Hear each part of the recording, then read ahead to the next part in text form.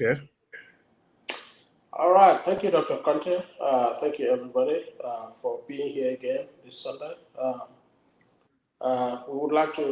Conteh would like to talk about two issues today. First off, we want to look at the financial statements of Nawec. Nawec is the National Water and Electricity Corporation in Gambia. Last week, Nawec management was at the National Assembly for discussion about their finances. So there's a select committee that monitors government SOEs, state-owned enterprises, government-owned companies. So this subcommittee called Nawec to show and present their financial statements in front of the committee for scrutiny. So that happened last week, and a lot of things came to light in that event, Dr. Conteh. I did try to run a brief analysis of Nawec's income statement and balance sheet. First off, I did a common size analysis of both financial statements. And then I did a little bit of ratio analysis as well to just highlight on some key metrics of Nawec's finances. But before I go into the analysis of the financial statements, Dr. Conteh, I would like to briefly say that during the briefings with the National Assembly, Nawec management brought out a number of things that are quite stunning. Or maybe I would say that are quite interesting. One is that Nawec admitted that they are still using machines or generators that are as old, are very old machines, or very old generators, dating back to 1990s. Actually, they admitted that there is a particular generator they're using today that is from 1990. They've been using it since 1990. And Dr. Conteh, what this confirmed is that Nawec continues to pour money into outdated equipment that are not really performing, further undermining Nawec's ability to deliver, to provide electricity and water services to the Gambian population. And this is very much reflected in Nawec's books. If you look at their financial statements, particularly if you look at the common size income statement and common size balance sheet, you will see that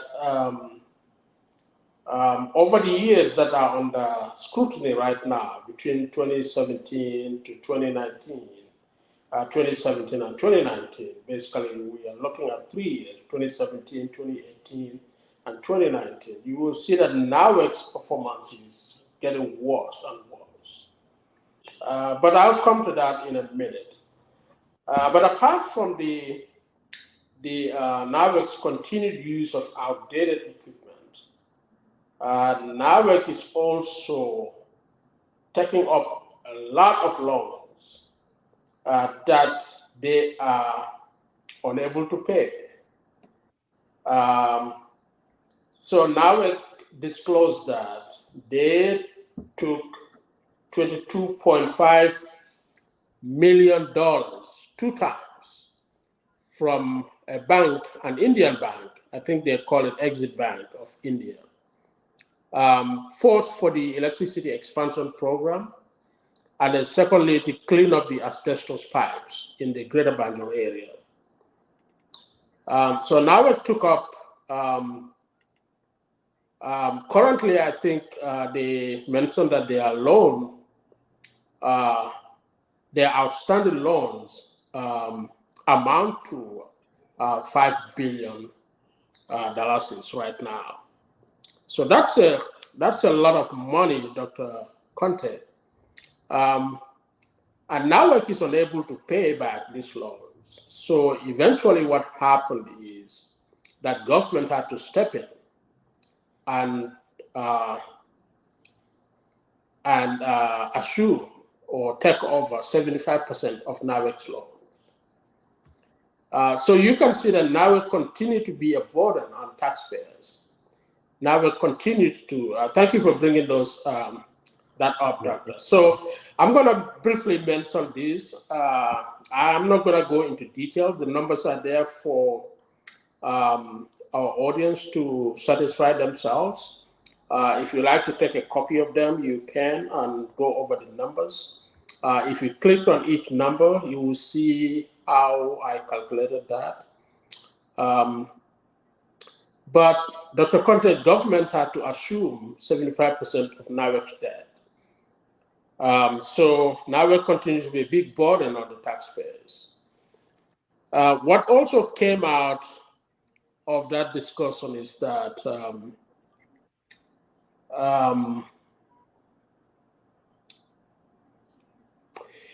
Nawec was also dependent on car power SIP now.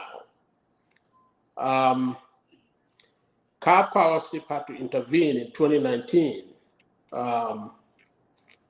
to help Nawec to at least register some amount of service delivery to the Gambian people. Perhaps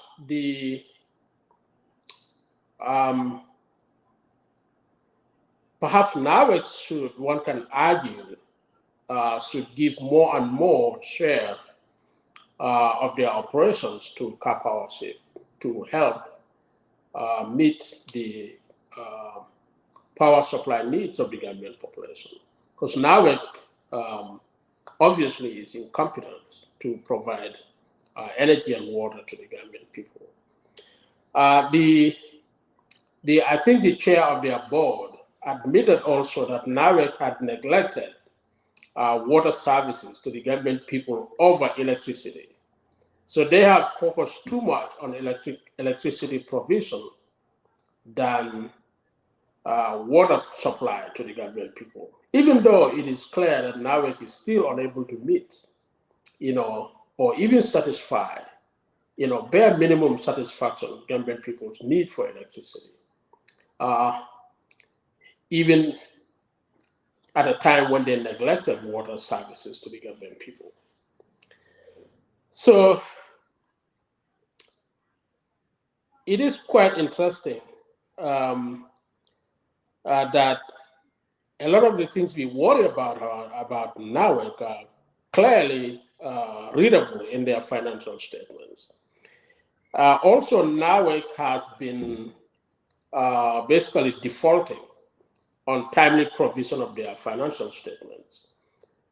They gave a number of excuses, lack of personnel, the software systems they were using were standalone in their own words. They were not linked. So it made it difficult for, say, for example, the accounts department to communicate with the billings department. So it was impossible for timely provision of their financial statements. So this was an excuse they gave. And they said that now they have the this IMS, I think, integrated management system that is being funded by World Bank, I believe, that they are now using. And they're saying that moving forward, they will be able to provide their financial statements on a timely basis. We will see how that plays out. But also, speaker after speaker, particularly the the MD, the managing director, Juara, Nani Juara, I believe, and the finance, no, I think he's the board chair. They both admitted that Nawec'S needs reforms. They need to embark on reforms, and according to the MD, managing director, some reforms have already been implemented, such as they cut down the number of, I believe, directors from 12 to 8 directors. So already there have been some kind of implementation of reforms, but I don't know if these reforms are deep enough to turn around Nawec'S financial situation. If you look at Nawec'S finances too, Dr. Conteh, what has become apparent is that there's a lot of expenditure on personnel, on operations. So perhaps Nawec'S needs to cut down more personnel. They are also talking about they'll have recruitment. They need to look for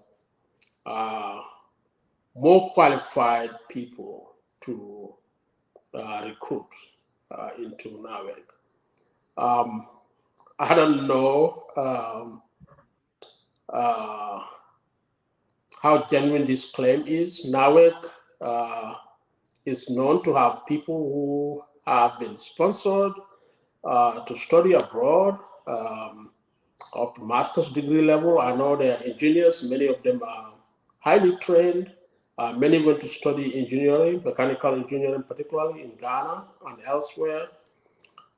So I don't know. I'm in no position to make a judgment on this, but if Nawec'S thinks they need more qualified people, the right people in the right positions, probably that should be implemented as well. But I think, Dr. Conteh, looking at the problems in Nawec'S, I definitely tend to, at some point, think that maybe Nawec'S needs to be seriously talked to, that they have to perform or they will have to lose their jobs. And I think the National Assembly has been very lenient on them by approving their report and giving them up to September to come back and inform the National Assembly about what changes they have implemented. I think that was quite lenient. I would really, if I were in position to talk to Nawec'S, I will definitely argue a rejection of their report. And I will insist that they, at least the high-level managers, cannot return back to their jobs. Their jobs cannot be secured unless this company's performance is turned around for the benefit of Gambian people. I know state-owned enterprises generally are problematic. They tend to be very inefficient because they don't have to perform. They can rely on government for funding. And so a lot of them take advantage of this. They don't deliver. They don't, exercise prudence.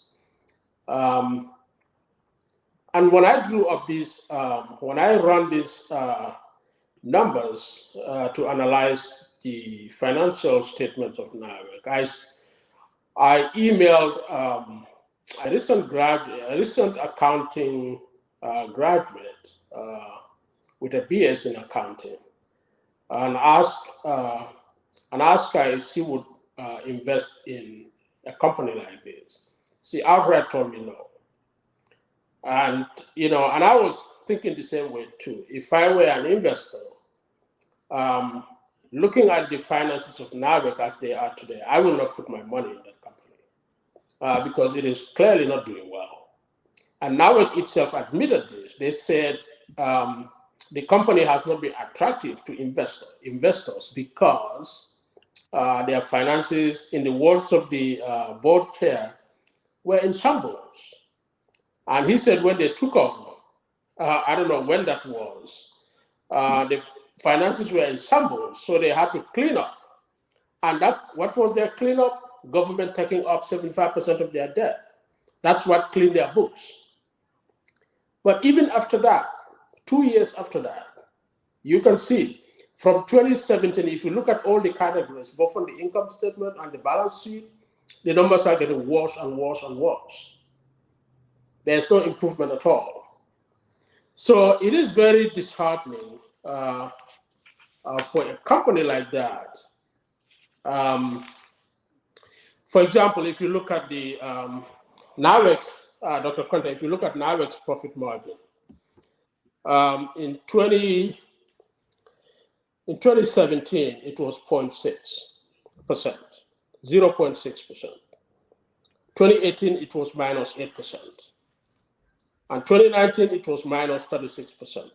You can see clearly that it's getting worse and worse. Now, if you look at the basic earning power, 2018, it was 0.3%. 2017, it was 0.3%. 2018 is minus 3%. And 2019, minus 15%. So it's getting worse and worse. If you look at the return on assets, this is how best Nawec is making use of its assets. Nawec's use of its assets, 2017 was 0.3%. 2018, minus 3%, 3.3%, and 2019, minus 15%. And typically, the optimum use of asset, optimum ROA, return on asset, should be at least 5%. But look at Nawec's numbers, a lot worse.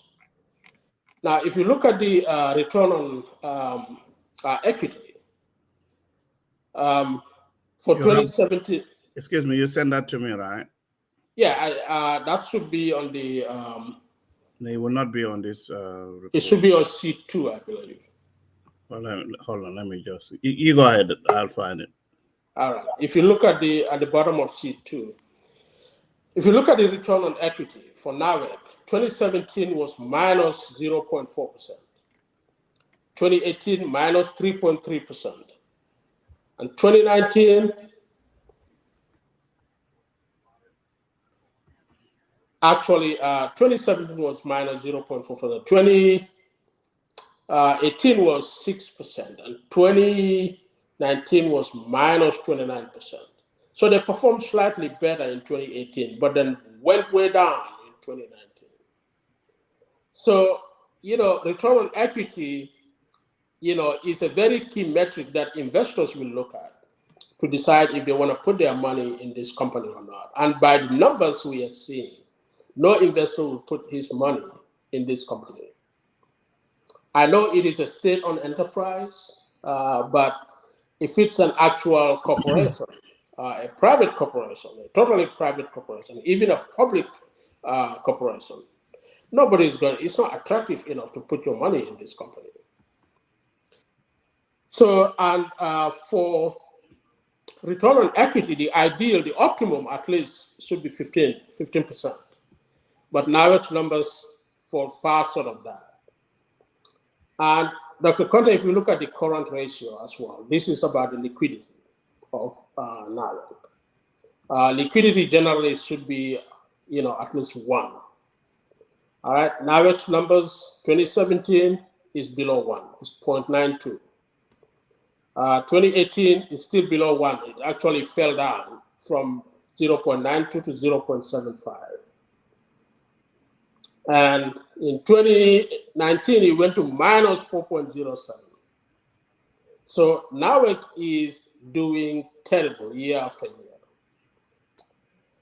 And what also interested me a little bit is that if you look at Nawec'S numbers, they made a profit, a small profit only in 2017. They made a profit of 18,369, right? After that, all the both the subsequent years, 2018 and 2019, they made losses. So again, Nawec has not been improving. And if you look at their debt to equity ratio also, this is how much, if you compare the amount of loans they have compared to the equity they have, it is 30% to 70%. So they have 30% debt to 70% equity. That's how they are financing their company. If you look at their capital structure, it's basically 30 to 70. And they can possibly afford this kind of financing, this kind of capital structure, because Nawec is heavily reliant on government. But if this were a private corporation or even a public corporation, a capital structure of 30 to 70, 30% debt to 70% equity is not a good capital structure. Optimum, Dr. Conteh, I believe, is 40 equity, 60 debt. 60% debt financing and 40% equity financing. That gives the optimum capital structure for a company that is a well-run company, I would say. And there's a good reason for this. Equity financing is much more costly to debt financing.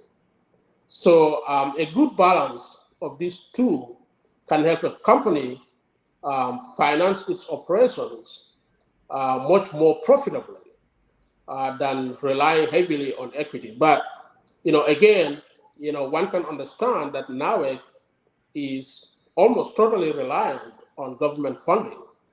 But even that 30% debt turned out to be way too much for Nawec because it's a level of debt they are not even able to service. Government had to eventually intervene and clean their books for them. So Nawec is a big burden on taxpayers. Dr. Conteh, the bottom line is this company is not delivering, perhaps because it is a state-owned enterprise. And I am interested to look at other state-owned enterprises also. But generally, they are all, historically, state-owned enterprises don't do well. They tend to be burdens on taxpayers. So at worst, one can argue that Nawec definitely needs to be privatized. Government needs to get out of Nawec and sell it to a private company that can deliver to the Gambian people in terms of electricity supply, in terms of water supply. At the bare minimum, Nawec needs to be seriously reformed. And every year, benchmarks are given to Nawec. If they don't meet it, we have to look for new management to run the company. The top management cannot expect to keep their jobs if they are not making improvements. I think that will be the only way that we can compel this company to focus on delivering services to the Gambian people, energy and water. Thank you, Dr. Conteh. You have taken a look at this. What are your views? Well, thank you. When did the government, when did they take over the loans? Was it 2020? I think it was 2017, I think, because But that was the only year that the Nawec made a profit. yeah, but if they took over the loans, Mhm. why would they have the loans in their financials? Right. If the government took over the loans, let me pull this out. Why are they still reporting the Dr. why Hassan is backstage. Can you let him in? okay, why are they reporting? Hmm, I didn't see him. He's just texted. He said he's backstage. Well, I got him in, but he's not showing. Okay. Can you uh, let me minimize this person? Let me stop sharing. He's not showing. See here? Can you text him and tell him to go out and come back in, please? Are you there, Mr. Yada? It seems like Mr. Yada is frozen. So let me try to call him. Are you there? I can't hear you.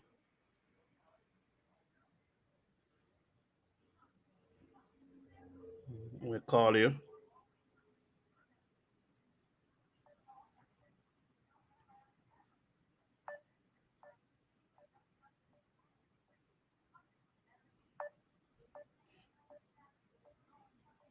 Yep. So my Mr.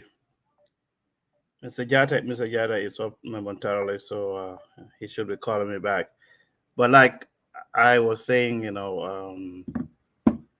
if the government took over Nawec's loans, meaning debt,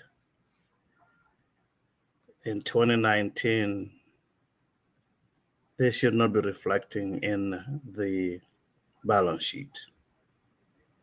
So why are they still carrying on with the liabilities that they have? I am gonna try to pull this out for you to see. Nawec's problem is, to me, in my view, it's an accounting problem. The company has more debt than equity. And if it does have that, how do we expect for Nawec to buy heavy fuel, provide electricity uh, to citizens of the Gambia? I am very much interested in the financials for the fact, that we continue to see that these public enterprises, but today we are only going to pay attention to Nawec. So Dr. Jallow is here. Let me just add him. Okay, how are you? I'm doing good. How are you? Fine, Mr. Jada also is back in here. So I lost, I couldn't see you, and Right. Mr. Jada also went. So you were asking me, welcome, Mr. Dr. Jallo. You Thank were you. asking me about my position on Nawek. But for me, I think Nawek has an accounting problem. I am very much interested in looking the uh, at the what you call the current state-owned enterprises and looking at the 2019 financials to make an argument that if the government took over Nawec'S loans, how come they still have them recorded in the 2019 financials? That is my concern, because if I'm trying to open the just allow me to just get to the state-owned enterprises and get to Nawec. Here we go. There we go. This is Nawec. I'm gonna click on download to open. You notice that I want you all to see this here because this is one area that I'm very concerned about. Okay, taxpayers, they are the people who are gonna make informed decisions. And so if you are in the Gambia, you wanna go to look at Nawec's financials or any other state-owned enterprise. I want you all to see that the Ministry of Finance, under the leadership of Minister Kandeh, I think they should try to do a better job than before. Look at here. If you ever go into the ministry's website, you look at the financial highlights. Look, they got information here only for 2014. Now we're talking about 8 years ago. Now, if you don't know that you should click on this download. When you click on this download now, it gives you the audited financial statements because I don't lend any credibility to unaudited financial statements. I don't. So the most recent information that we have for Nawec is 2019. And this 2019 information, let me just scroll down here because I saw something that this is amazing. And here we go. You notice that talking about the suppliers,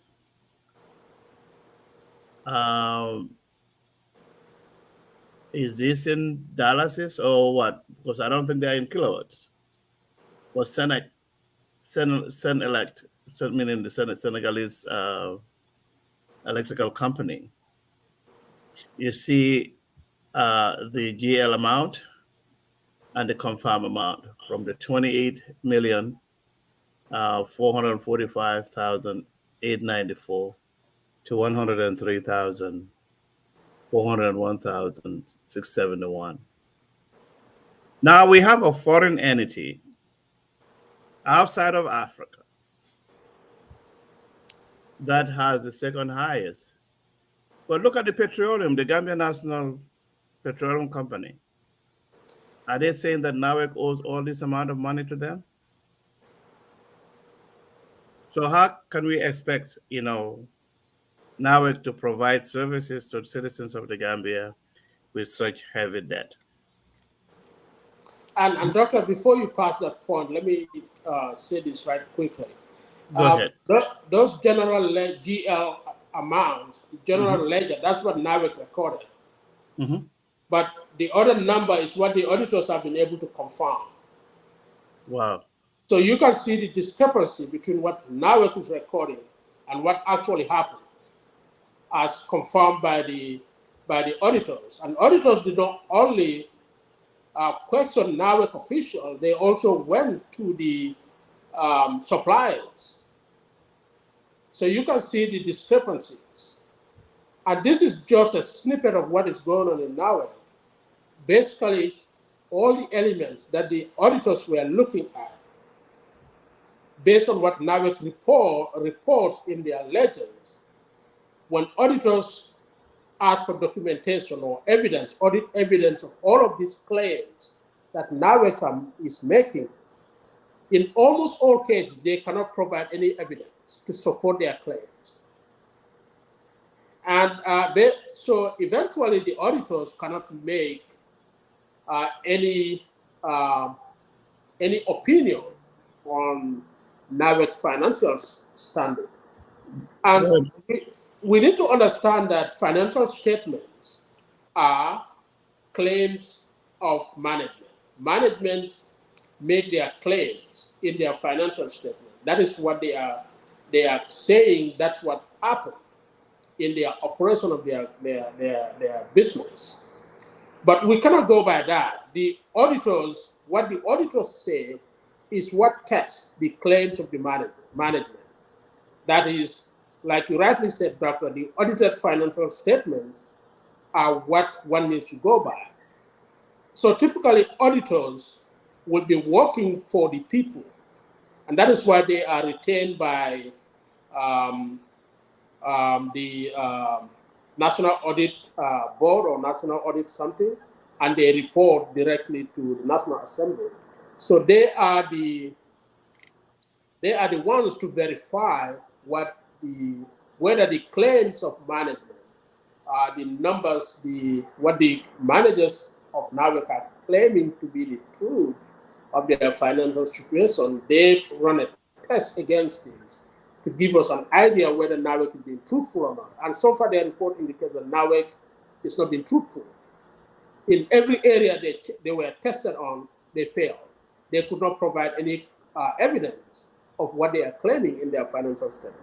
If you look at the audit report, it's a shame, frankly speaking. You know, so I just wanted to say that briefly, Doctor, while you are on that point. Okay, thank you. So it says that they gave them disclaimer of opinion. Right, So since 2019, uh, so citizens of the Gambia haven't heard about this, and then we complain continuously that NAWEC is not providing services. How can NAWEC provide services when the auditors have no reliability on what they presented?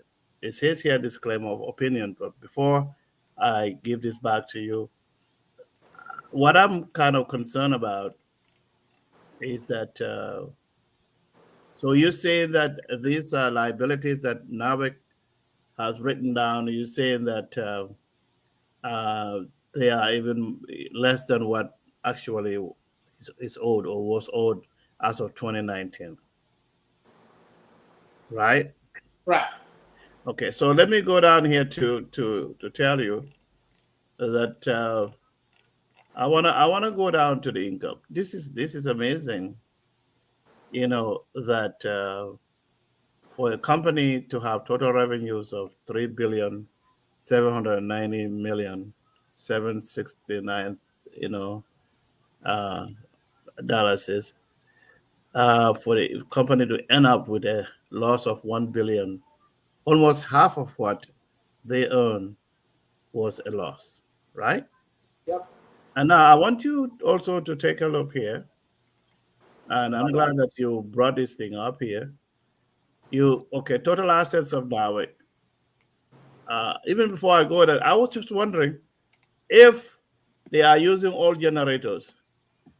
Are they not impaired? Meaning that the fixed assets, some of the fixed assets that they are depreciating, they no longer should depreciate because there is not a depreciator. But you notice that the depreciation for this depreciation charge or expense is 802 million, almost $1 billion dollars. Right. So now look here. What kills me is that now it has total assets of 9,183,000. What 9,183,000,000? Let's just simply say 9 billion. Now you notice, look at the liabilities that the company has. Look at the non current liabilities. Right. 4.8. Look at the current liabilities. 2.2. So 7 billion. 7 billion. That's what NAWIC owes out of total assets of 9 billion. So tell me how Nawek is going to be able to go and take and purchase fuel on credit. If you own a business and I owe you, let's say 1,000, how can I come and try to purchase more from you when I have outstanding debt with you? Not possible. So basically, and then what happened here? Look at from 2018 to 2019. You see that assets are increasing. So these people are they cooking the books, Obviously, they are. right? So this is amazing. But as long as I saw a disclaimer or opinion, I have no credibility whatsoever on any presentation that what NAVEC is going to tell Parliament. Right. And so 2019 up till now, so they cannot even do the audit for 2020. Now, what is the point of paying them salary? So, in my view, now with some of these state-owned enterprises, we should privatize them. Obviously, yes. Obviously. And also, there's a damn report, Doctor, about their internal audit also. If you look at their internal audit, according to the private auditors, the external auditors, DT Associates, they said Nawec's internal auditors don't even meet regularly,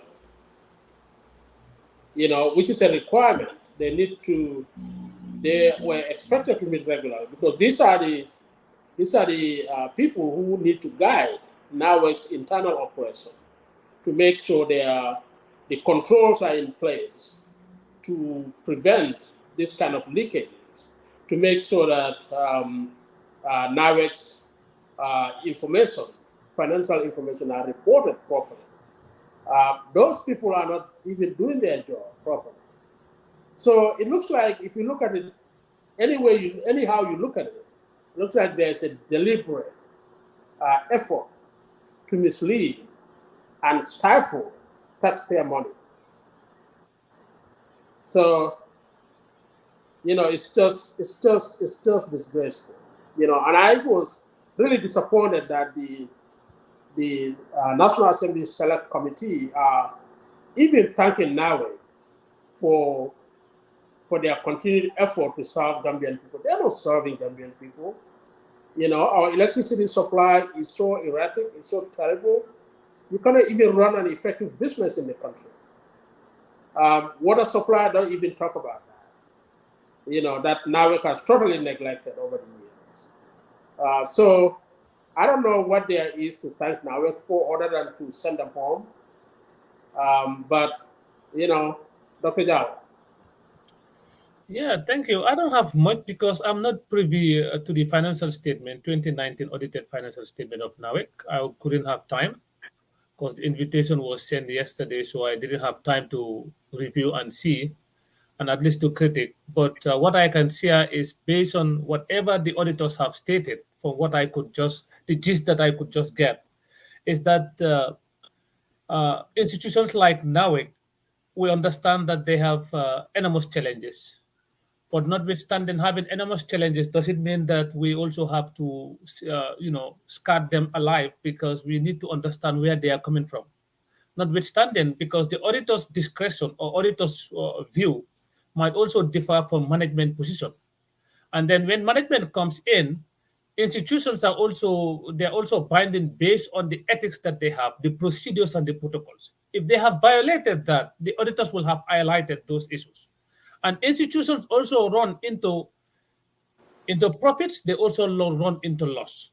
And then if the amount of assets of NAWEC is 9 billion, and then they have a total debt of 7 billion, that's almost about two, they only have an asset at hand, 2 billion. That doesn't mean that they have a negative asset to that extent, because we need to understand, even though they have all generators that they are still using, but notwithstanding, despite all the challenges, I think for me, I would not tell that to that extent. I understand. Electricity is key. It's part of national development, and then a country that runs with an erratic electric supply and water supply is a key challenge, particularly on developing economies, especially within the sub-Saharan Africa. within our sub-region. But notwithstanding, load shedding is part of us because we have seen almost about countries that we have identified as part of the BRICS, like South Africa. They're still also going the challenge of load shedding. Load shedding is part of electricity generation because, for instance, in a country like the Gambia, that entirely depends on generators so that you will be able to generate electricity. It's a key challenge. So, but how do you also transform that electricity generation into renewable energy? It's also another thing because even though we might be having a wishful thinking of moving into that, but are we in a position to be able to transform NAWEC from where NAWEC is to go into renewable energy? I understand it's key, but we also need to understand the consumption capacity. We need to understand the capital investment outlay that is necessary, that is needed into transforming, moving from generator electricity generated through generators and electricity that is also generated through renewable energy like solar, like windmill and stuff like that. It takes a while, but I don't know whatever approval that was given from the National Assembly, if they have thanked them, that's also privy because of the information that they have been provided with. And then the National Assembly, they're also privy to some of these financial statements as per what was provided by the auditors. So I don't know whatever extensive information that have been provided because I have not seen it. But I will take my time to look at it and critique, then I'll come back. Thank you. Thank you, Dr. Jallow. Very well said. Yes, absolutely. NAWEC could be given some leeway in that they have a serious challenge. Energy provision, water provision to the nation. It's not an easy task. However, the inefficiencies that are highlighted in NAWEC's operations, if they had been managed properly, I tend to believe that our situation could be possibly better, much better than what it is now. Because if you look at the audit report, and these are external auditors.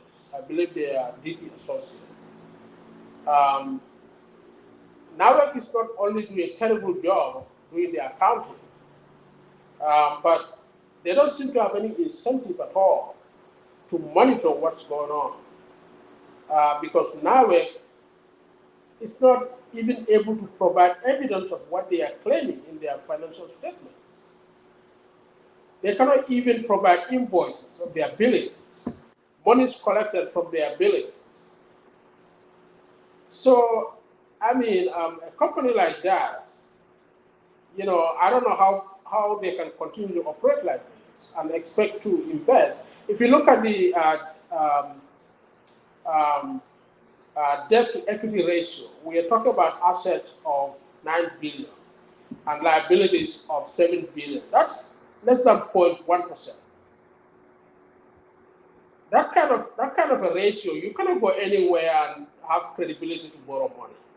Nobody will lend you money. So now it will continue to depend on government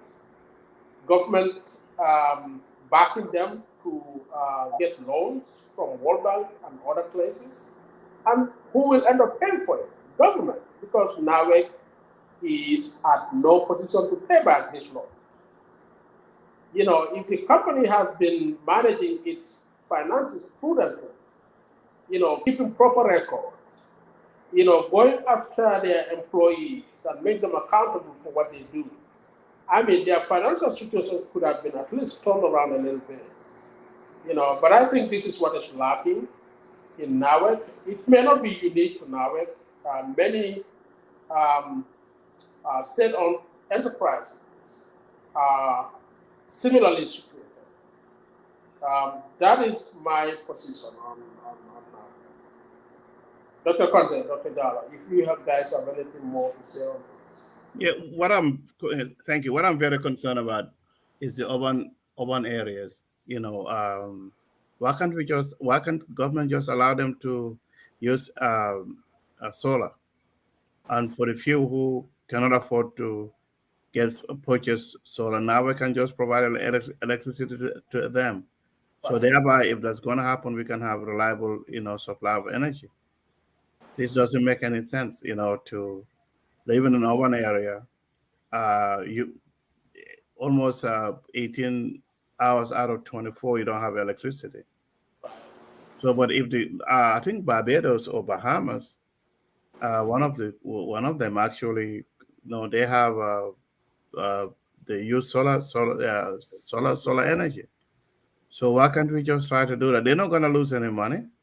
Right. But I'm very much interested in trying to know the depreciation because they are probably have depreciating assets that are impaired, and Right. if they are absolute, they should not even be on the books of NAWEC. And then if that's the case, it's going to reduce NAWEC's total assets. So I, for one, believe that NAWEC and most of these state-owned enterprises should be privatized because it seems like uh, they are only there to collect their paychecks, and they don't have any incentives of upgrading whatever needs to be done in the in those companies. But Right. for one reason I don't understand, maybe this was 2020 when the government took over their liabilities. If then that is the case, I hope that the 2020 balance sheet will see a reduced amount of liabilities because you cannot write off a company's liabilities and they still have them in their books. Yeah, let me just come in. I think Dr. Conteh has raised a critical question, but I also want to understand. So when it comes to solar, who is going to be responsible for the solar installation? It is going to be private led or it's going to be NAWEC driven? No, private. No, but if you, how do you expect, if you, for instance, I'm of the view that I'm not a person that subscribe to privatizations. I have my view from an Wow. economic standpoint. And I think it's not a debate for me to bring in my justification. But the issue is, I understand what NABEC needs to do is to re-strategize. When it comes to solar energy, or they need to diversify electricity generation. For instance, like our electricity that, especially the street lighting, especially from Banjul to Yundum or Banjul to Birkama. All of those things could have been powered or generated through solar. We can understand they need to diversify. They need to move that kind of dependent, whereby those things that have been generated through generators. So that they need to understand. And then there is also the need to decentralize, especially like region per region, so that they will understand and prioritize. Especially, in the Gambian context, we don't have manufacturing industries. So, and now we can provide electricity, but we need to understand what do they have, because solar investment these are capital outlays and they are very expensive. We might be having the thinking of that we want to go in for solar, but solar to generate solar to that extent that goes beyond that. Whether NAWEC has the capacity, does government have the wherewithal to be invested into solar energy as of now? No. Even developed economies cannot do that. So we need to understand from the level and see what we have, and then we can develop priorities within priorities, and then see how best we can set up like a study. For an example, like we give a classic example like Banjul, Combo St. Mary's, and see at least to have something that's going to be unique that will provide within Banjul, Combo St. Mary's. And then I understand now they have all of those things, but the issue is just to prioritize our resources so that we understand. Because if we are going in for renewable energy, we have, everything has to fall under priority upon priority. It's never the only priority. We understand electricity is key to national development. But even though we understand it's key, but there are also other things that are key. As of now, what we need to do, even though for me, I don't mind going in for load shedding, because sometimes the generators, as of now, that's what we have. And then we need to understand that there is a culture for maintenance. When once you go for load shedding, it's not the desired objective because it's not desirable. But sometimes you take what is available as desirable. I understand sometimes some residents go almost 24 hours without electricity. That's not normal. But load shedding is part of electricity generation and electricity supply, because you need to give the machines a breathing space and conduct some maintenance. If you keep providing electricity 24 hours and then draw electricity are generated based on generators, so what do you expect? Within 3 months, all your machines will go kaput. And then your country will go into darkness for another period of 6 months. So we need to understand what we need to do and invest. Thank you. Thank you, Dr. Jallow. Very well said. Yeah, absolutely. I think, though, I think NAWEC, particularly, if NAWEC has been making at least some operating profit, they could possibly afford to diversify. they could afford to invest into renewables or alternative ways of providing energy to the Gambian people rather than depending on all generators that don't even have spare parts on the market. And Nawec'S has been spending tons of money, way more than what normally would have been spent, to acquire parts for these outdated machines. So those could have been avoided if Nawec'S has been managing their operations properly, and at least they're making some operating profit that could be used to diversify or expand their operations. And they, in their report, they actually talked about the possibility of turning to renewable energy. But Nawec'S don't have the financial wherewithal to even invest in alternative energy sources. They simply don't have the money. So I think what government can do is really to incentivize those private citizens who are ready to get into alternative energy.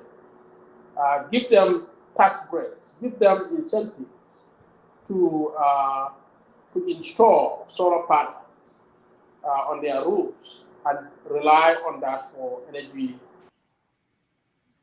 Government incentivizes that.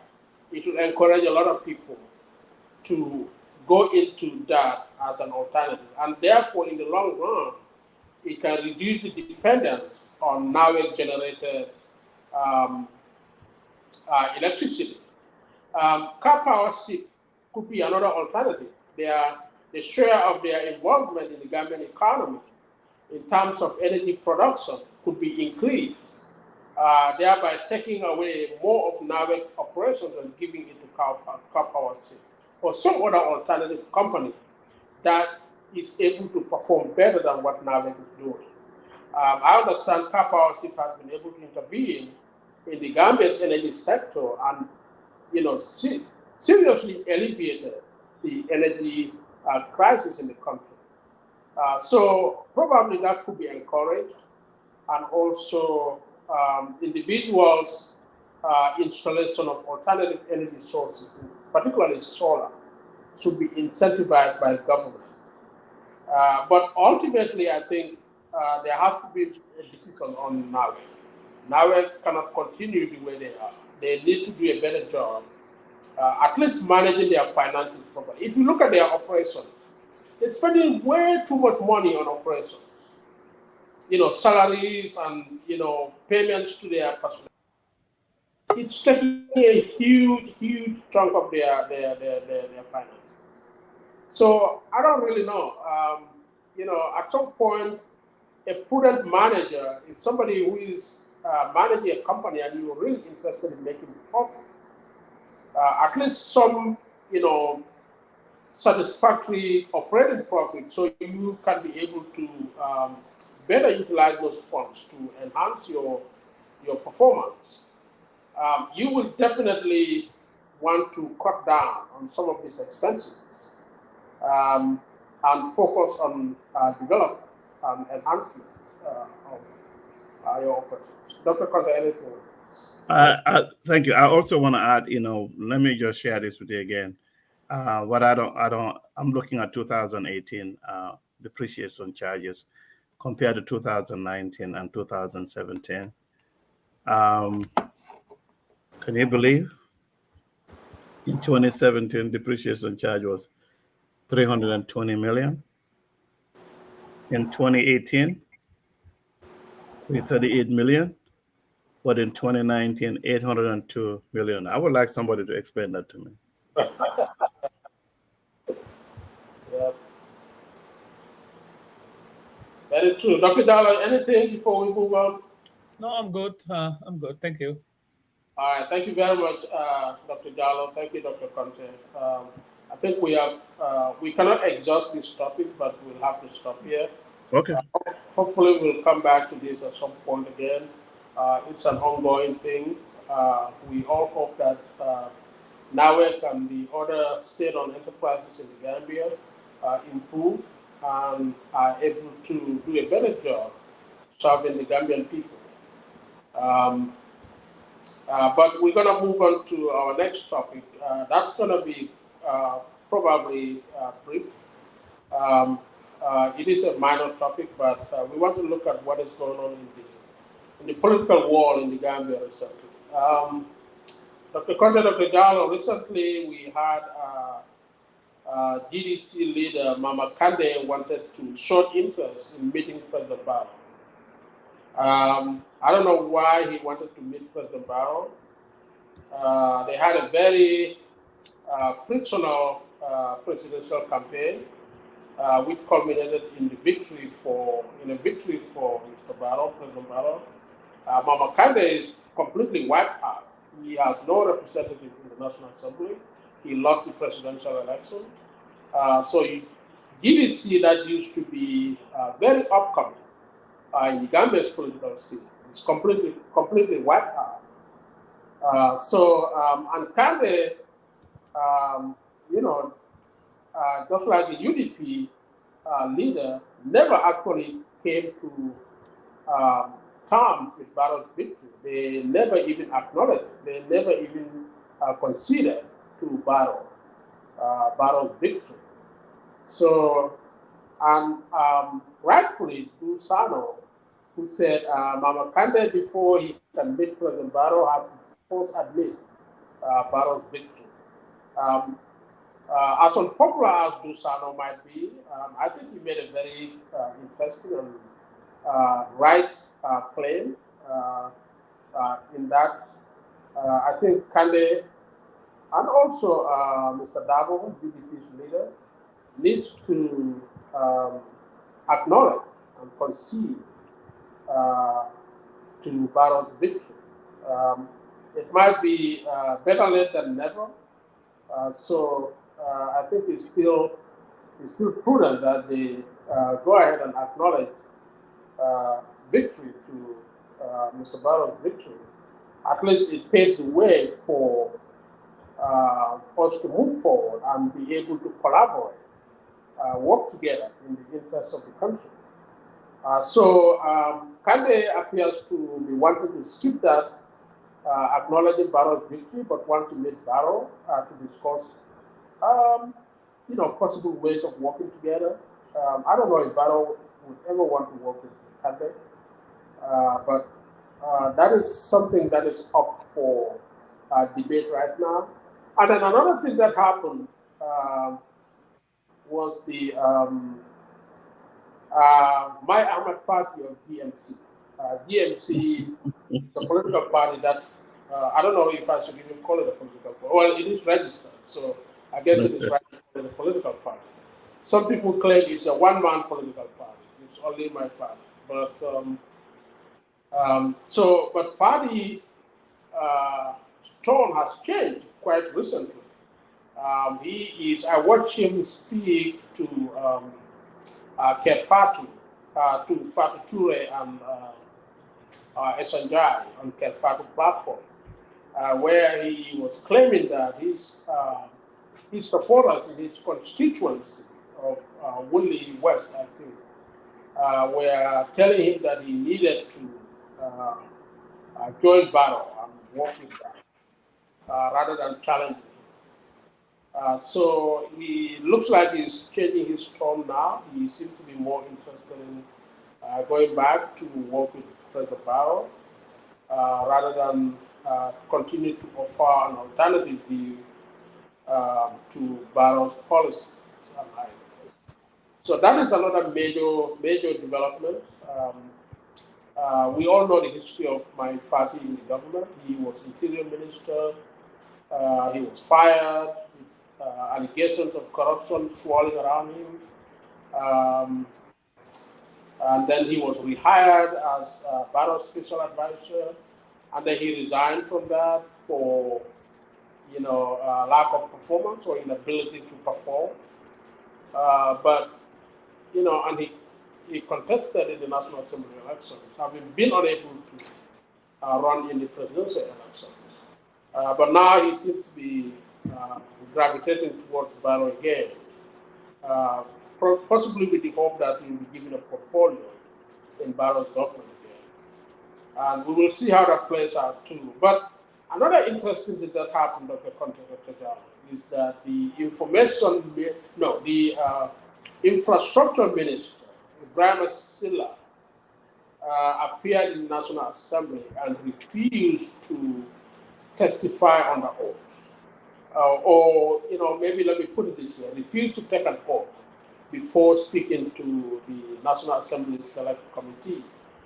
The chair of that committee, who seemed to be coming from the UDP, insisted that Minister Sillah needed to take an oath before he speaks to the National Assembly. So there was a fracas. There was an argument, a very heated argument, and kind of insults were traded. And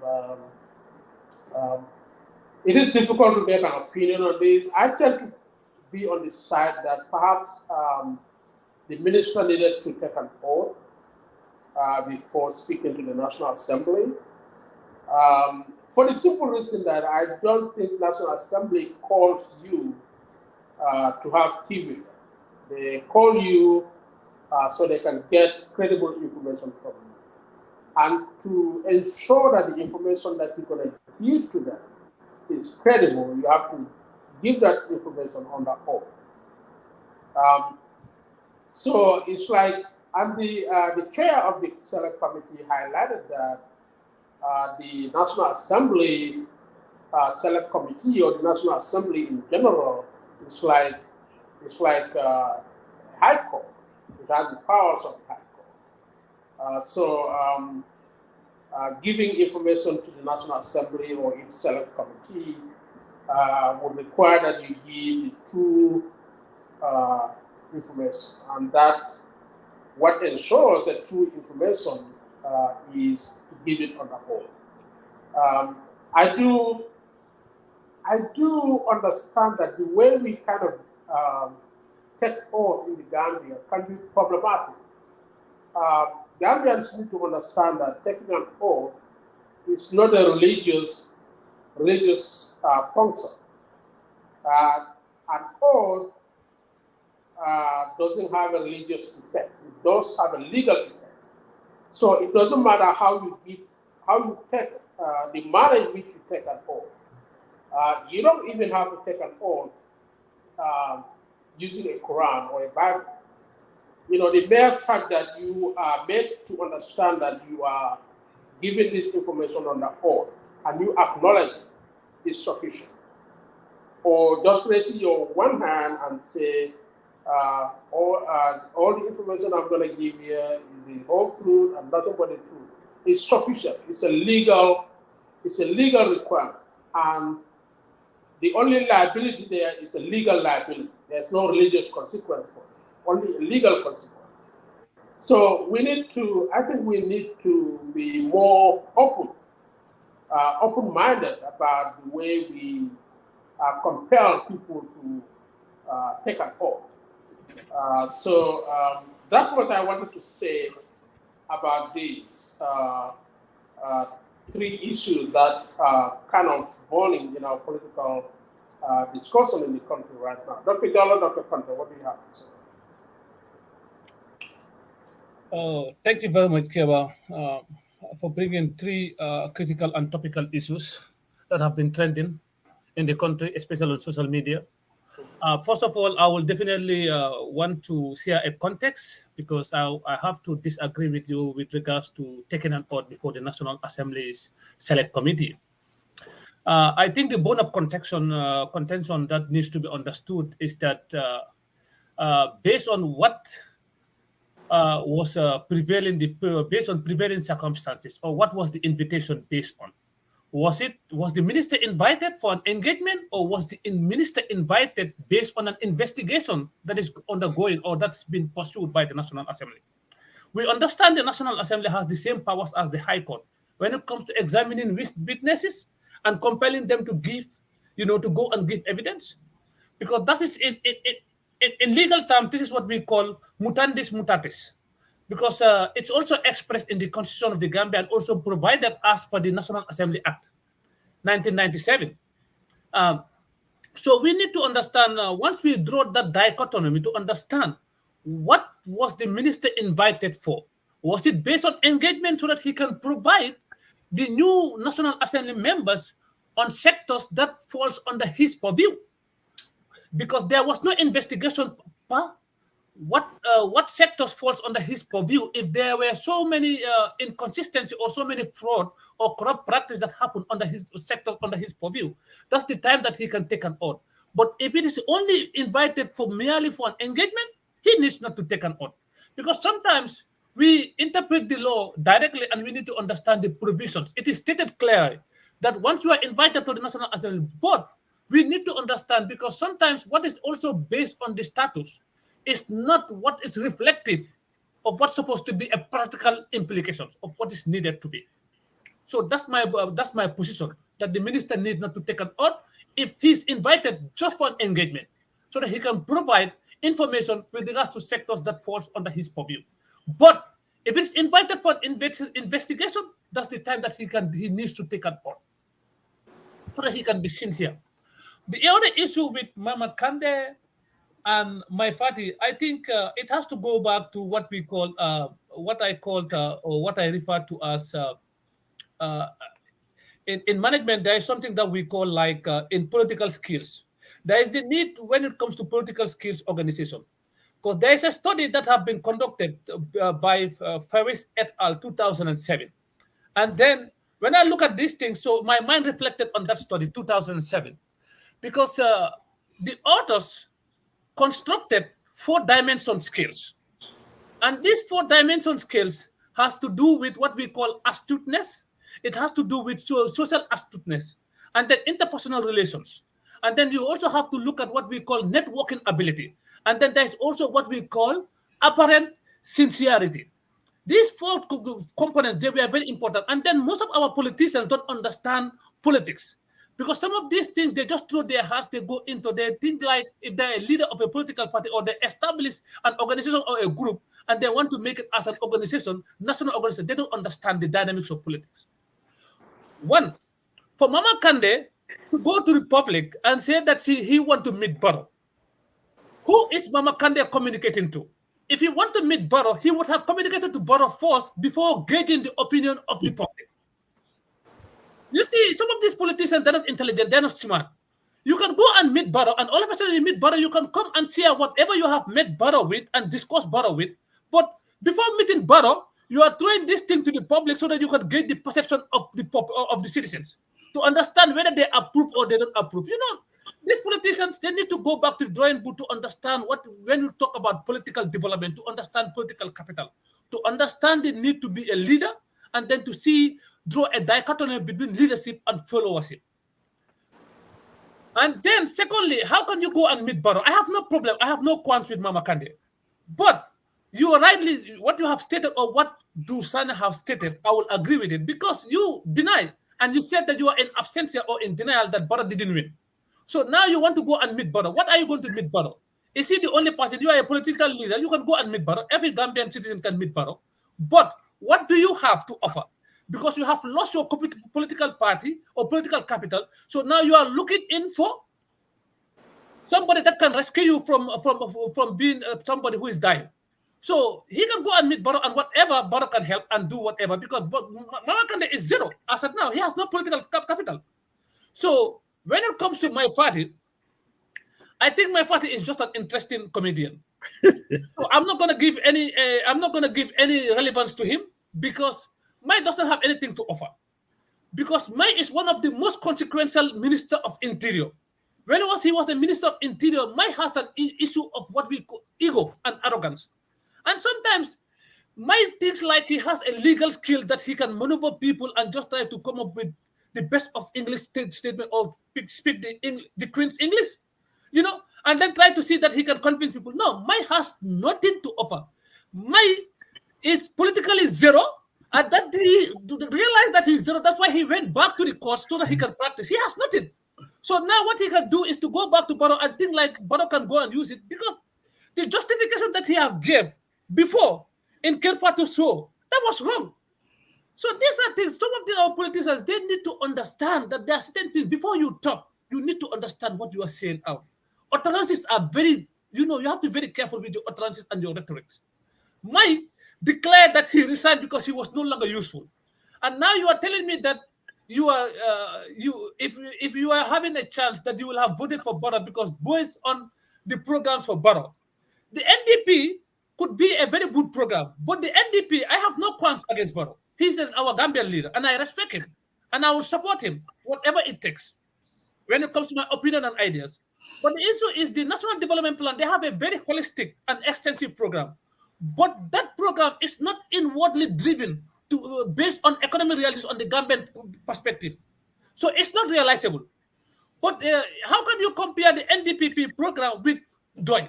Even though we understand the DOI program or the transformative agenda of Gonga, it's not something that has been tested. So there might be some gaps when it comes to realization or development or execution or implementation stages. But there are certain things sometimes we need to understand because what DOI is pursuing is about looking at the productive sector.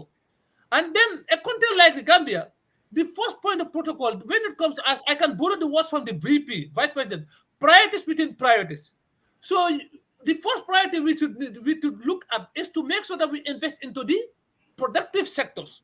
Because these productive sectors, they are very critical. We have sectors like the fishing. What are we doing with the fishing industry? We have sectors like agriculture. What are we doing? The Gambia, we entirely depend on remittances as foreign exchange.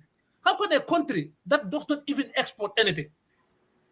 So, and then you have, when it comes to also your foreign exchange, especially Gambian currency has depreciated to that extent when you compare to the US dollar, is zero. So a country cannot have a competitive advantage based on our situation. So what we do, we have a very serious situation that we need to address. For me, politicians don't even bring issues of politics. I don't have any issues about them, but they are just zero. They have nothing to offer.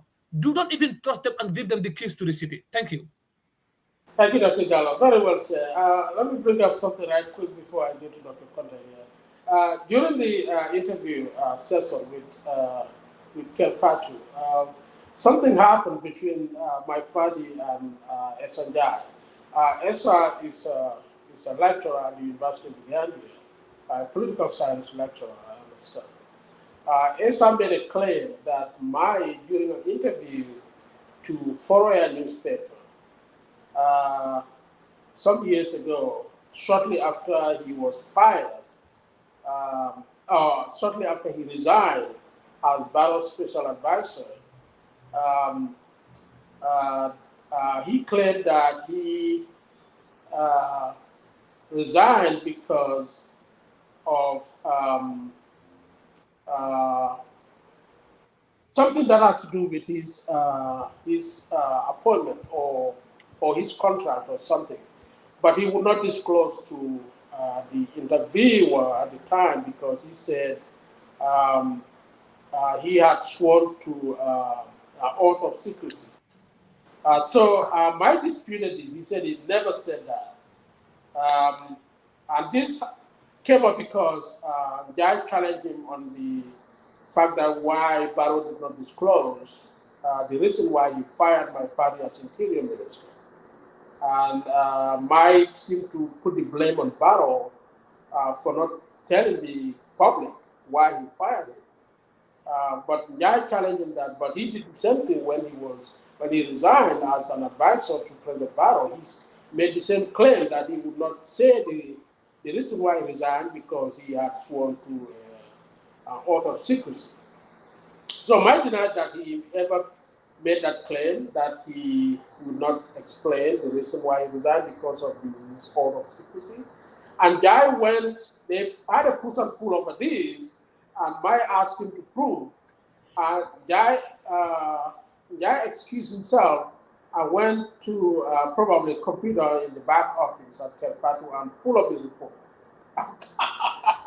And came back with it and read it out to my Ahmad Fadi. But I think he made a mistake. He should have remembered that he was talking to a lawyer, even though Mike's legal qualifications are highly disputed, contested by some people. But he was talking to somebody who has the mindset of a lawyer, at least. So as soon as he read the claims of my party making the same claims in foreign newspaper as reported, Mike quickly disputed the what is reported in foreign newspaper to mean something entirely different from.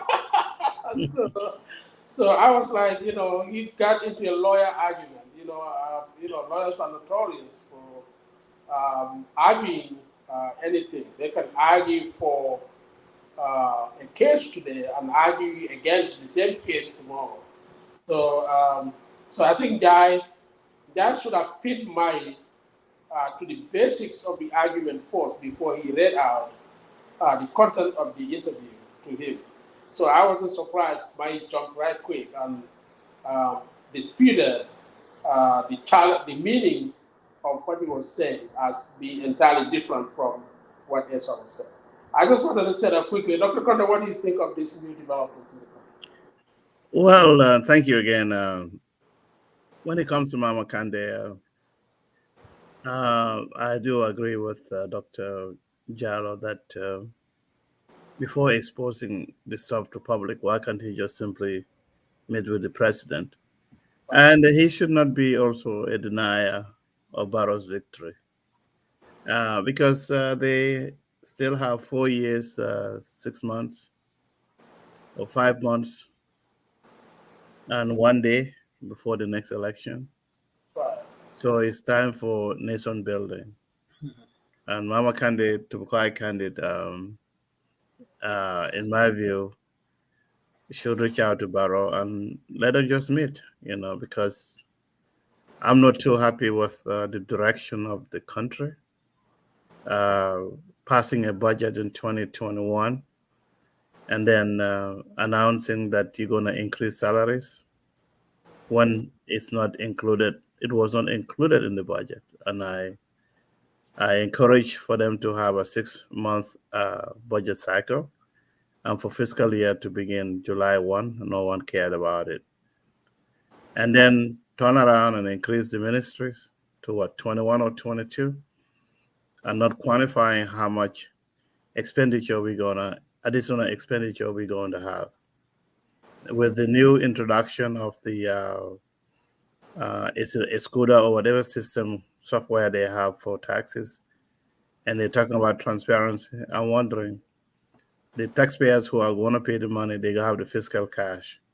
How are they going to be able to impute, make the payment to the government? I'm not too happy with what is going on in terms of the Ministry of Finance, that the Gambia Revenue Authority still continues to assess, collect, and record taxes.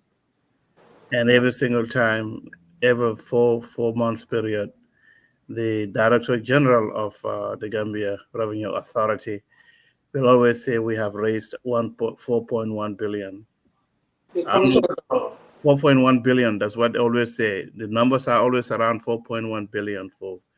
So I'm not happy with the fact, that when they provide the budget, to the citizens of the Gambia, the grant money, project and program grants, they report them at 100%. So with the increase of civil service salary, expansion of the ministries, I can tell you that by October they're going to be asking for supplemental approval because we don't have the revenue base to sustain the expenditure. So, and then when you criticize the government, even though you support the government, they say that you are against the president's agenda. So, I'm hiding behind the vice president who wants transparency, but I'm wondering whether we have transparency.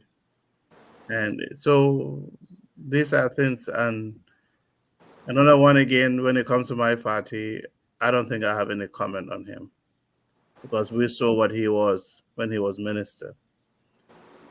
And remember, I used to challenge him, that we need to do forensic audit on him. We asked about the crime lab of 45 million. Forensic lab. Forensic lab that he said he was going to have. So I don't think I have any. Mine doesn't have any substance whatsoever. If he wants to join Barrow, well, that's a welcome news. But maybe he can change his attitude. And that's why any of these ministers out there, if you are arrogant, you need to be very careful because those things happen on the Jamme and even on the Sadawada. When your name is out there that you are arrogant, guess what they do? They slowly will fire you and they'll bring you not they'll put you not to nothing. So we have a lot of challenges because the Gambian dollar is depreciating rightfully, as Dr. Jallow said. Today, the Gambian dollar with respect to the US dollar, is 53.63. So, yes, when we send money to our people, they're going to receive more dollars, but then they're going to turn around and go and buy stuff. So, look at the RAM now. Gambians who are even doing animal husbandry in the country, some of them are selling RAM at what $25,000 is. Look at the price of petrol, $78 is. And when I computed that to gallons, it's almost $6. So I'm not too thrilled with what is happening in our country. And the road, the OIC, the road that they are building, why would they wait until summertime to start road construction? And the OIC hotel that they want to try, the five-star hotel that they want to have, it's just frightening. It boggles me. Look at the Sadauda Caraba Convention Center. Can they tell us how many meetings they had there and how much revenue they've raised? So, but when you criticize them, they say that you are against the president's agenda. Are we not all here to provide different opinions, ideas, so that we can move our country forward? And the borough also needs to know that. In fact, I just sent out something that I came across online that says that Africa has a vast arable land, but how come Africa cannot feed itself? So I sent this to someone, in the inner circle. The person going to try to blame what? The youths. I said, well, why can't you all have this as a discussion in the cabinet? So these are things, that we have in our country. And if you don't send money to your family members, you know what's going to happen to them. And now you cannot trust anyone in our country because of the fact that anything you want to do in the Gambia, you practically have to be there to do it, because once you leave and come back, it all shatters. So I hope the president can have a new direction. But I think for us who are in diaspora, we need to open a dialogue with the vice president. It's our only hope. I think he'll probably listen more to us, and hopefully Barrow can listen to him. What is the point of having Minister of Public Service? I just don't get it. I really and truly do not understand it. Look at just recently, $337 million of they said financing, but they will never tell us it's debt. It's debt. Look at the other 67 million from IMF. They say financing, budget support. No, it's not budget support. It's a loan. So they're gonna go through the same thing again. So I don't know. I don't know where our country is going, and for me, I haven't regretted why I supported Barrow, but I think he should be willing to listen to other sides, people like us here, coming down trying to say that's not the best direction to take a country. You know, that's not just like the vice president says. We need to have transparency. But every time you talk about something, they take you as a troublemaker, someone who is against Barrow. So even if you wanna see the president, you can't see him because now they have taken over. Those who were quiet, they never said anything during the campaign, are the ones who control the state house of our country. So we will continue to have the same problem. So that's why I say to Gambians, if you send a Dalasi home, make sure you save $5 here. Thank you, Dr. Conteh. Thank you very much. Assam, Dr. Yeah. Jallow, you have any last word? Yeah, I just wanted to chip in. I think I just wanted to chip in as a former revenue officer, a senior former revenue officer of the Gambia Revenue Authority.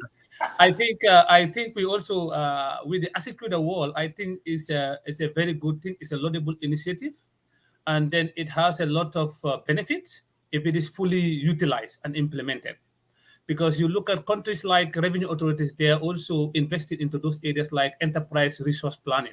So these kind of tools, they help in detection and deterring issues of fraud.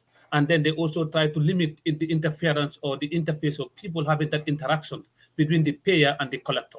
So which is very key. So these are reforms that people need to buy in, and I think people need to support the Gambia Revenue Authority in that agenda.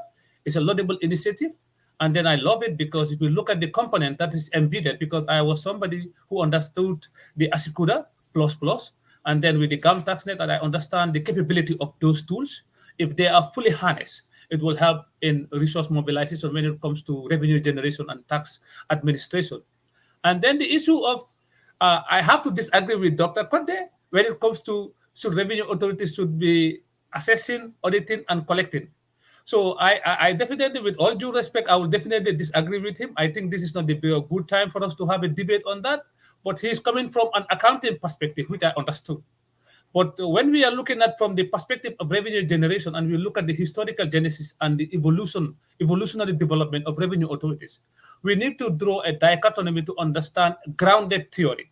So grounded theory in also in qualifying the theory and then theorizing. Because when it comes to revenue generation, it's very key, it's a key component for revenue authority, particularly a revenue department, like a similar thing like the IRS, Internal Revenue Services.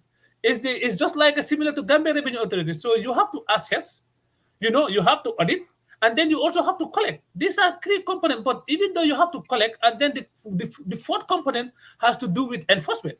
So these are responsibilities that have been shouldered on revenue departments or revenue authorities. And I think there is nothing wrong to assess.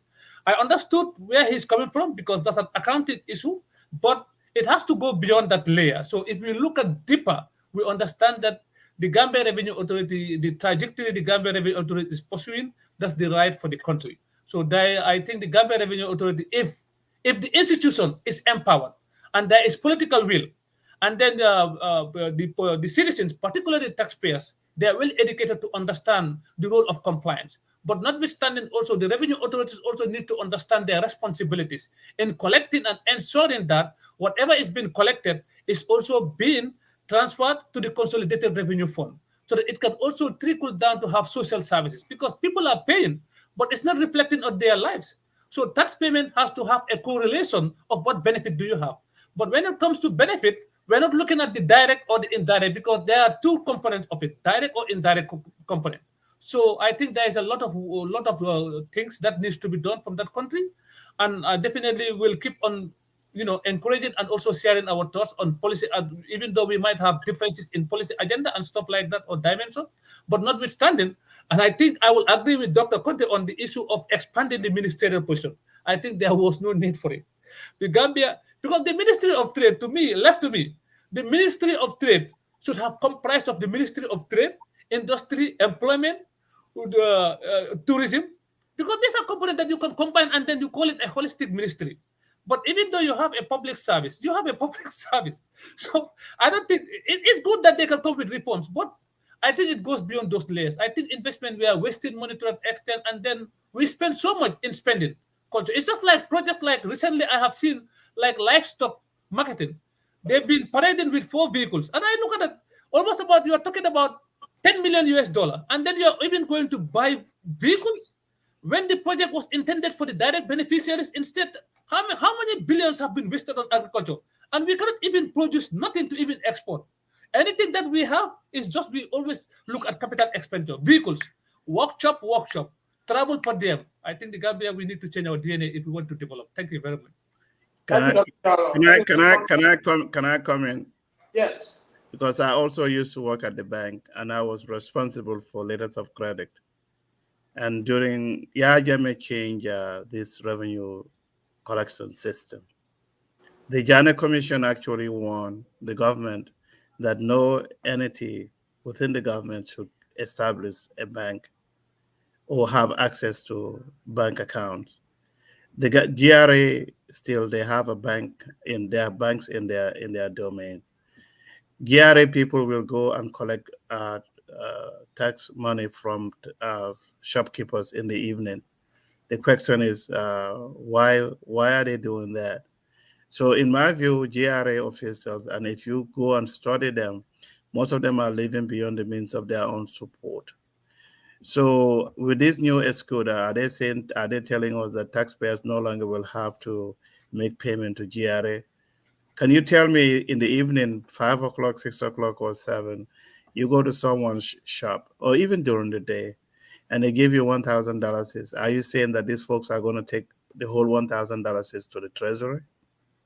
But I might disagree with you because in the evening, no revenue authority will go and collect taxes. No, they But do. what they will They do do. is enforcement. No, that's enforcement. They That's do. enforcement. No, they do. They go and for enforcement. No, But they collect. enforcement, No, they collect money from taxpayers in the evenings. yeah, but that's not collection. That is enforcement. When they go No, into no, in collection, but the shopkeepers give them the money in the evenings. yeah, if they give them a money in the evening, they give them a receipt because no Yeah, revenue but oh, authority. so tell me, if I give you cash, $1,000 is and then you take that money home, how much of that money are you going to give to the treasury? No, if the officer come and collect $1,000, the Hmm. first thing protocol, governance, ethics is that you issue a receipt to that person Yeah, because a receipt, but you're dealing with a person who cannot even read and write. no, but My view that $1,000 is that the revenue person collected from the shopkeeper. Only 30% is going to go to the treasury. And let me also add up here. When I was working at the bank with the letters of credit, when the ships came, to the port, the invoice when the invoice comes and it went to the bank, because there's no Gambian merchant that can order goods in good faith in terms of credit. So the banks guarantee a pro forma statement. So when the invoices came, it will go to the bank, and the folks there used to pay the money to the bank, and the bank will take it to the treasury. Jammeh came and changed everything. So I got a friend who told me that when he went to customs, he got a friend there who called him. He said the guy had a bag of money, dollars is in a bag, and he just went and dipped in there and just gave him part of that money. Tell me, you can do a survey. You can do survey. You can even go down to Hamdallah or Jiboro postings and see how these custom officers are living beyond the means of their own support.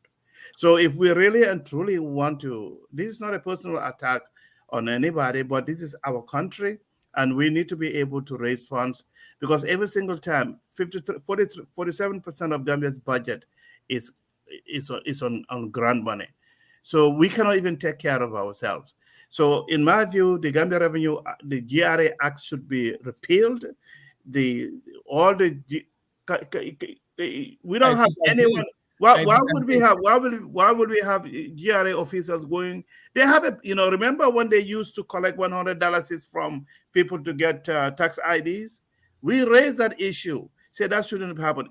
I even experienced that when I was in Bakau. I went down there and then I said we wanted a tax ID. The guy said $100. So we gave him the $100. He went in and he came. I said, "Where is my receipt?" He said, "We don't give receipts." And then I stood up. I said, "This is Dr. Conteh." He ran away. And the same incident happened in Brikama. Yeah, I understand. So, Yeah, so I understand. and then they had stacks of tax IDs. You tell me, if a person collects 5 or even 10 of that, that's 1,000. That's $1,000. How much of that $1,000 went to the treasury? Yeah, let me So, see a context. to be quite candid, if when we criticize Barrow's government for failure in some of the stuff that they are doing, but to me, I have no trust whatsoever on GRA. No, I This understand. director It might general, has to do no, with no, your hold on, experience. hold on. This director general, every 4 months when he comes in, in accounting, it says if you're going to have proper internal controls, we talk about ACR, we talk about when you authorize you custody and recording. How come can you have one entity having responsibilities of all that? That's accounting theory, and we need to practice it. But we are not doing that in our country. This is why we don't have any, we turn around and ask for money continuously because these GRA people are abusing their rights. Most of them, if you go to their compounds, you cannot even, you'll be ashamed to even sit because they have more furniture, more better things in their houses than you here in the United States. So Yeah. again, I will continue to say that the GRA Act needs to be repealed. And I hope we have a minister who will actually try to, maybe he may have a fit to do that. Yeah. Until then, we will continue to be going out there taking loans, continue to beg when we have the resources in our country to raise funds. Yeah, So, let me help. Thank you very much. Let me help you here, Dr. Conte. I think it has to do with your experience and perception. But for me, who okay. has been an internal employee who has worked with the Central Revenue Department prior to GRA, Income Tax Division at the Ministry. So that's you see, your time was the best. Yeah, just I'm just trying to see. No, So just now we are seeing eye because to your time was the best. I want to see a context because I understand. But the transformative agenda of the Central Revenue Department Income Tax Division being moved into, that was when the new waves of revenue generation comes in Africa. Mm-hmm. But notwithstanding, I was a person that was in charge of compliance program for the Mm-hmm. Gambia Revenue Authority. So, and then I think even though we have done our best and the management is also continuing doing their best, it's not easy because this has to do with human, you are dealing with human beings. And in human beings, you have different categories of individuals. You might have good people, you might have bad people. The Gambia is not only peculiar to corrupt practice and corruption. In America, it's worse because whatever happens here, you see what is happening. We are all in the US. We understand what is going on here. So the issue is, I think they are doing their level best. We might agree to disagree to that aspect. We understand there are some people that live beyond their means. But if people are living beyond their means, this is our perception. But how do we remedy the situation? Do we have in place like legislations whereby we can start, employing lifestyle audit in the country? It's not only for GRA, but the general government machinery to understand lifestyle audit. Like ministers down to everybody, even a cleaner. Because for instance, sometimes corruption has nothing to do with if you are in an influential position. You might be a cleaner, but you might also have a hand in doing corrupt practices. And then you are a cleaner, and then you only earn 2,000, but you have almost a V8. You are driving a V8 as a cleaner in an institution. So if they conduct a lifestyle audit on you, how do you get that V8? You don't have any family member that lives in the West. So we need to understand there are certain things, it has to do with the character. There's a lot to do in that country. But I think the GRA, they are doing their best. And I think with regards to issue of repealing the GRA Act, I would disagree because I think we're going to have an issue on this, Keba. So I think we have to discuss this extensively. Thank you very much. Let me not go. I just want to make a brief clarification here on 3 points. I think Dr. Conteh and Dr. Jallow are basically, you might be talking about the same point. Dr. Conteh talked about GRA officials going in the evening to collect money from clients, and Dr. Jallow see it as an enforcement. So, in my view, whether you call it money collection or enforcement, as long as money exchanges hands, and there's a possibility of that money not being reported. For the simple reason that Gambians typically are not very much used to asking for receipts when they make payments. And we do know that this receipt, there has been a problem of receipts in the Gambia. Receipts, a lot of time officials issue authentic receipts to avoid actually reporting money. The problem has been going on at KMC back in the years, and there was a point that there was a crackdown on it. And recently, I think Ports Authority, the same issue came up there. So Gambia is no stranger to that kind of thing. People, officials go around issuing unauthentic receipts. So any money they collect will not be officially reported, and there's no way of detecting it. So there might be still that problem there, like Dr. Conteh said. But one other thing I wanted to briefly talk about is, what did I want to? What was my last point? I wanted to. talk about as far as this. I guess, like Dr. Jallow said, we'll continue this discussion again. Yeah. But I think, yeah, to some level, you guys might be talking about the same. There's a point where you can agree on this point that we still have this problem of receipts in the Gambia and money is being collected and unauthentic receipts are being given, and so reporting continue to be a problem. And the last one I wanted to talk about is Dr. Jallow. You gave the example of a cleaner who can equally be corrupt as an official. Well, I think the argument against that claim can be that, you know, when we talk about corruption and fraud, we are looking at opportunity. You know, the cleaner does not have an opportunity to carry out large-scale fraud. The cleaner may be able to steal, you know, small things that might be worth $5, $10, $15.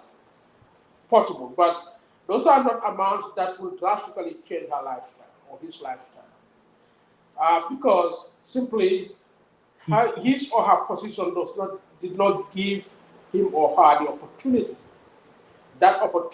to carry out fraud or corruption in a large scale that will affect the country. On the other hand, senior officials have a great opportunity to be able to carry out substantial amount of fraud and corruption that potentially can even meet the criteria for economic crime. And there's a reason why we have economic crime laws in the Gambia. They are hardly enforced.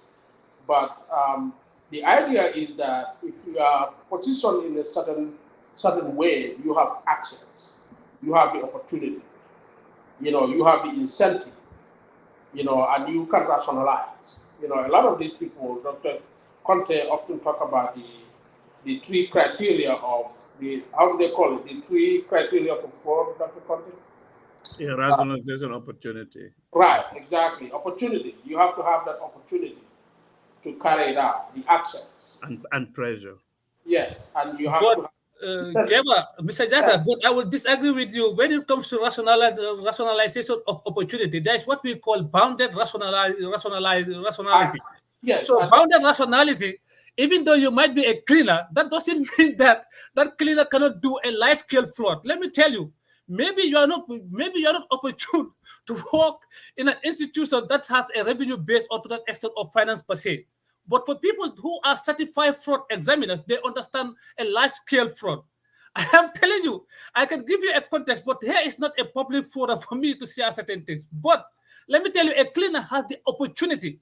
When the opportunity strikes, he might be a cleaner, but he is so sophisticated, he's savvy, he understands the system. Because some of these cleaners, you know, it's not only a cleaner, but even a security guard might have the opportunity whereby he might be so deliberately ignorant and then he is presuming to be innocent. But along the way, he is also been exposed to certain things. He goes to offices and he will check on certain things. And then he will, by the same time, he can be self-taught to understand how the system works. Because there are also collaborators outside. We need to understand how fraud works.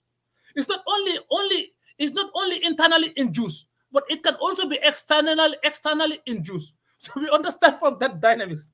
Let me tell you, fraud in Gambia is serious. It's not only people that are in senior government officials. People that are in senior government officials, they have a responsibility because their area of operation also has to, reminds them to understand what is happening under their purview. Because when certain things happen, they will be the first person to be called to protocol because they should understand and they should know better to understand that all the necessary, all the necessary measures, the safeguard measures that are required to make sure that there is detection, there is deterrence is already in place. That's the responsibility of being a leader. But fraud, the junior ones are the worst that are doing the fraud than the senior officers. Let me tell you. Thank you. One second, Mr. Jata. Okay. Do you know that it was a janitor who revealed about Enron's financial misappropriation when Kenneth Lay called for a meeting of the company, and then he laid out the finances of Enron and how good things were. It was a lone black man, a janitor, who stood up and asked, "Are you on crack?" Because he saw the documents. So one cannot say that someone who has a higher authority than a lower one, so a janitor may steal, but it was a janitor who knew about the finances of Enron. Even the CFO refused to say anything. And it was a lady who, what's her name, Ann Watkins or something, who decided to come forward, but it was a janitor who said a black man in Houston, Texas, asked, "Are you on crack?" Because he saw everything. But it was a white lady who came out and disclosed, do you know, up to this day, the lady could not even get a permanent job because she was a whistleblower. Absolutely. Well, thank you guys. Thank you, Dr. Conteh. Thank you, Dr. Jallow, for being here again. It's been a very discussion. Hopefully, we'll meet again next Sunday to share some time together again. Thank you guys very much. Thanks to the audience also for Okay. Let's talk offline then. Yeah. All right. Thank you guys. Take care.